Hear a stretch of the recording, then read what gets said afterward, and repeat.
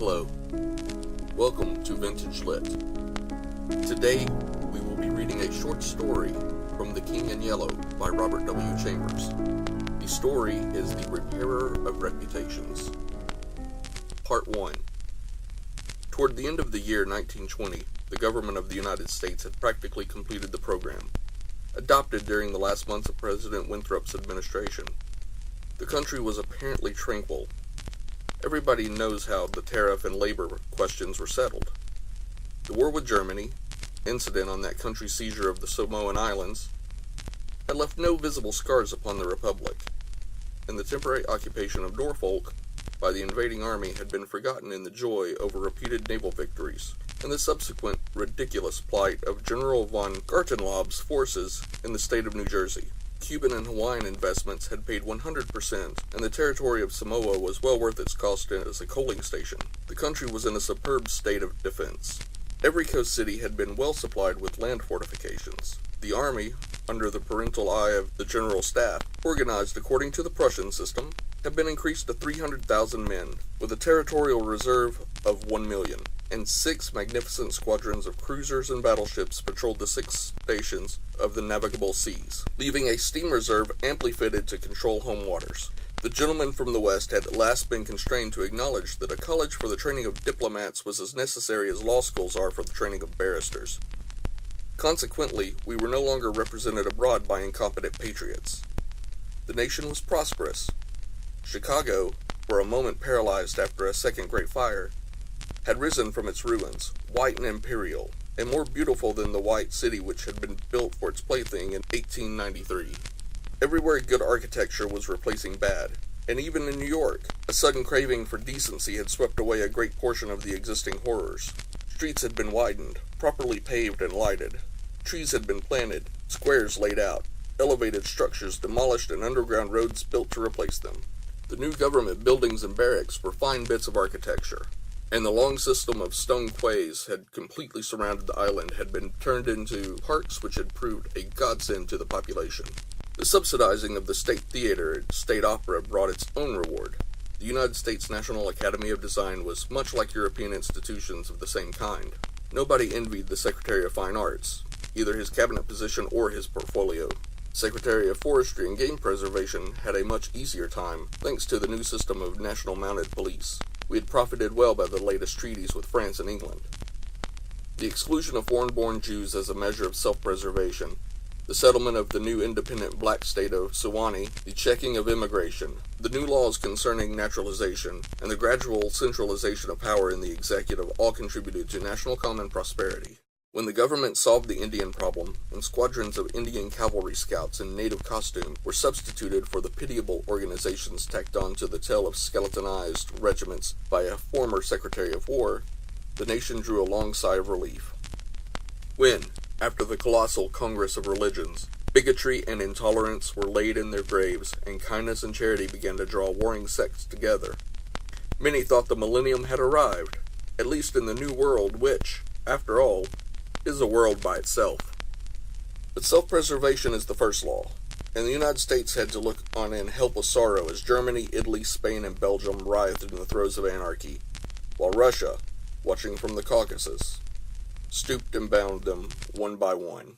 In the city of New York, the summer of 1899 was signalized by the dismantling of the elevated railroads. The summer of 1900 will live in the memories of New York people for many a cycle. The Dodge statue was removed in that year. In the following winter began that agitation for the repeal of the laws prohibiting suicide which bore its final fruit in the months of April 1920, when the first government lethal chamber was opened on Washington Square. I had walked down that day from Dr. Archer's house on Madison Avenue, where I had been as a mere formality. Ever since that fall from my horse, 4 years before, I had been troubled at times with pains in the back of my head and neck. But now for months, they had been absent, and the doctor sent me away that day saying there was nothing more to be cured in me. It was hardly worth his fee to be told that. I knew it myself. Still, I did not grudge him the money. What I minded was the mistake which he made at first. When they picked me up from the pavement where I lay unconscious, and somebody had mercifully sent a bullet through my horse's head, I was carried to Dr. Archer, and he, pronouncing my brain affected, placed me in his private asylum where I was obliged to endure treatment for insanity. At last he decided that I was well, and I, knowing that my mind had always been as sound as his, if not sounder, paid my tuition, as he jokingly called it, and left. I told him, smiling, that I would get even with him for his mistake, and he laughed heartily and asked me to call once in a while. I did so, hoping for a chance to even up accounts, but he gave me none, and I told him I would wait. The fall from my horse had fortunately left no evil results.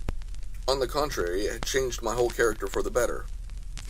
From a lazy young man about town, I had become active, energetic, temperate, and above all else, ambitious. There was only one thing which troubled me. I laughed at my own unease, and yet it troubled me. During my convalescence, I had bought and read for the first time The King in Yellow. I remember after finishing the first act that it occurred to me that I had better stop. I started up and flung the book into the fireplace.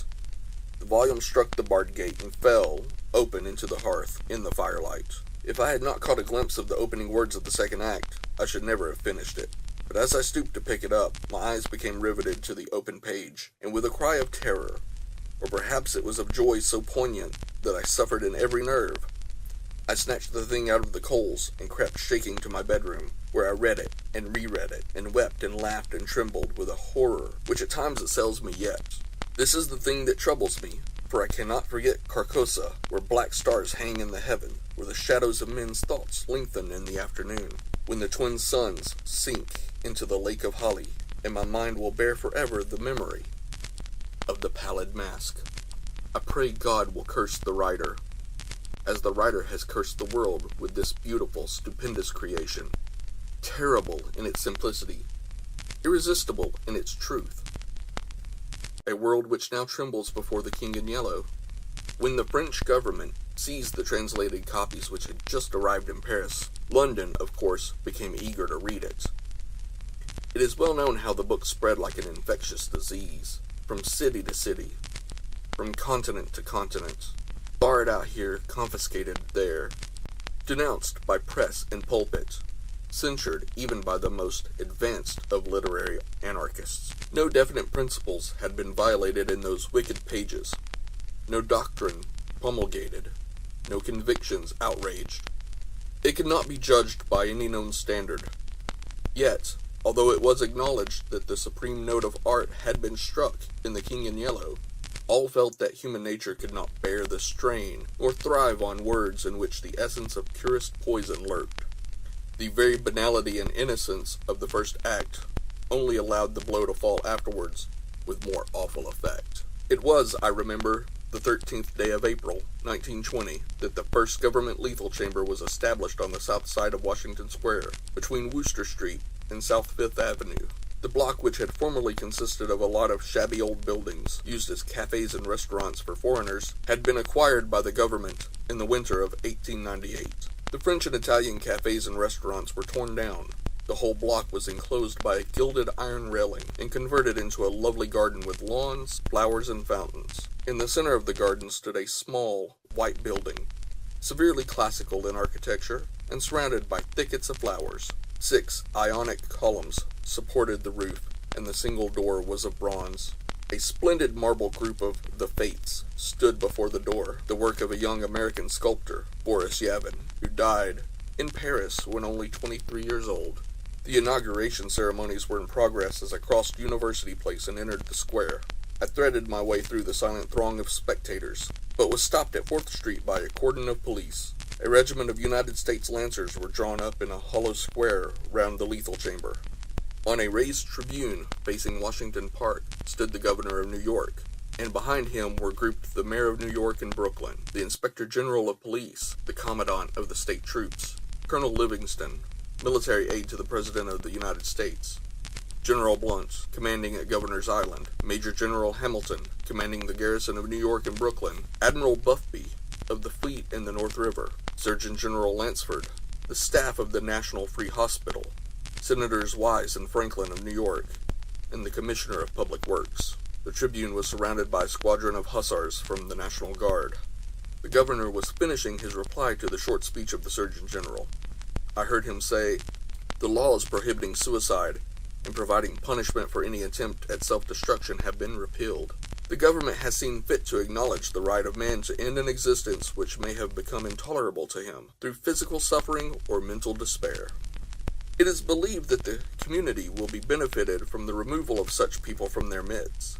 Since the passage of this law, the number of suicides in the United States has not increased. Now the government has determined to establish a lethal chamber in every city, town, and village in the country. It remains to be seen whether or not the class of human creatures, from whose desponding ranks new victims of self-destruction fall daily, will accept the relief thus provided. He paused and turned to the white lethal chamber. The silence in the street was absolute. There, a painless death awaits him who can no longer bear the sorrows of this life. If death is welcome, let him seek it there. Then, quickly turning to the military aide of the president's household, he said, "I declare the lethal chamber open." And again, facing the vast crowd, he cried in a clear voice, "Citizens of New York and of the United States of America, through me the government declares the lethal chamber open." The solemn hush was broken by a sharp cry of command. The squadron of hussars filed after the governor's carriage. The lancers wheeled and formed along Fifth Avenue to wait for the commandant of the garrison, and the mounted police followed them. I left the crowd to gape and stare at the white marble death chamber, and crossing South Fifth Avenue, walked along the western side of that thoroughfare to Bleecker Street. Then I turned to the right and stopped before a dingy shop which bore the sign, "Hawberk, Armorer." I glanced in at the doorway and saw Hawberk busy in his little shop at the end of the hall. He looked up, and catching sight of me, cried in his deep, hearty voice, "Come in, Mr. Castaigne." Constance, his daughter, rose to meet me as I crossed the threshold, and held out her pretty hand, but I saw the blush of disappointment on her cheeks, and knew that it was another Castaigne she had expected, my cousin Louis. I smiled at her confusion, and complimented her on the banner she was embroidering from a colored plate. Old Hawberk sat, riveting the worn greaves of some ancient suit of armor, and the ting-ting-ting of his little hammer sounded pleasantly in the quaint shop. Presently he dropped his hammer, and fussed about for a moment with a tiny wrench. The soft clash of the mill sent a thrill of pleasure through me.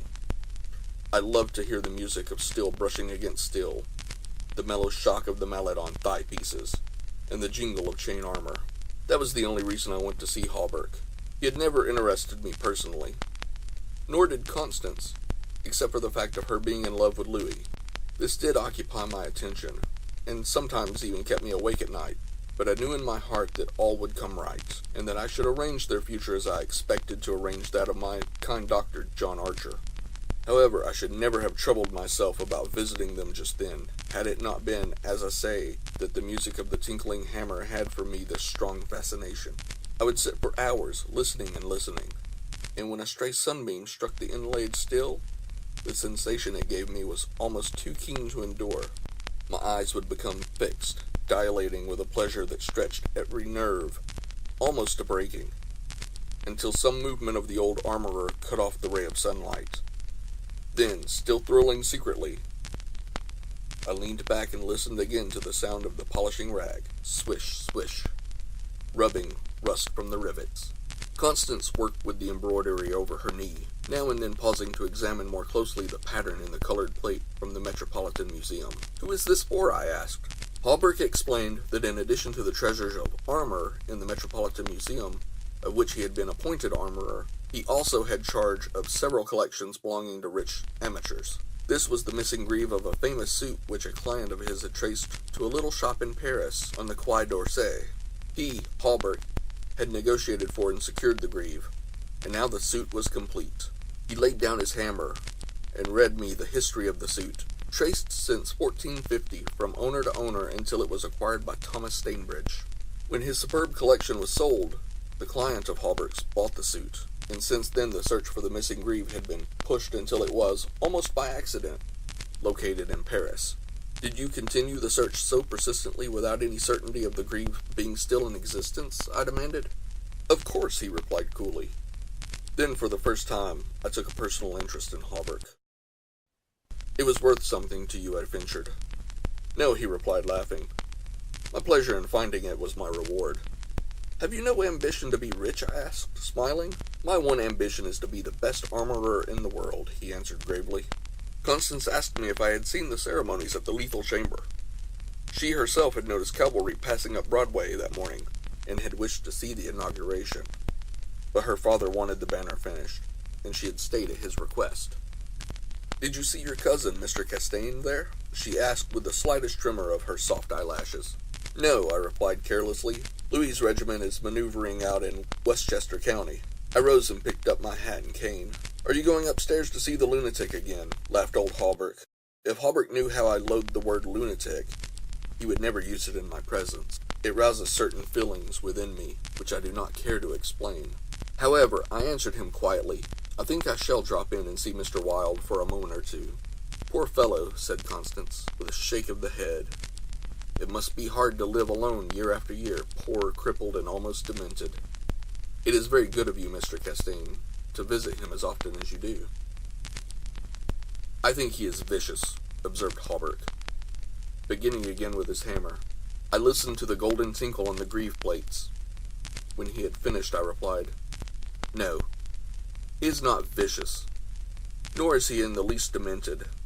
His mind is a wonder chamber, from which he can extract treasures that you and I would give years of our life to acquire." Hawberk laughed. I continued a little impatiently. "He knows history as no one else could know it. Nothing, however trivial, escapes his search, and his memory is so absolute, so precise in details, that were it known in New York that such a man existed, the people could not honor him enough." "Nonsense," muttered Hawberk, searching on the floor for a fallen rivet. "Is it nonsense when he says that the tassets and cuissards of the enameled suit of armor commonly known as the Prince's Emblazoned can be found among a mass of rusty theatrical properties, broken stoves and rag-pickers' refuse, in a garret in Pell Street?" Hawberk's hammer fell to the ground, but he picked it up and asked, with a great deal of calm, how I knew that the tassets and left cuissard were missing from the Prince's Emblazoned. "I did not know until Mr. Wilde mentioned it to me the other day. He said they were in the garret of 998 Pell Street."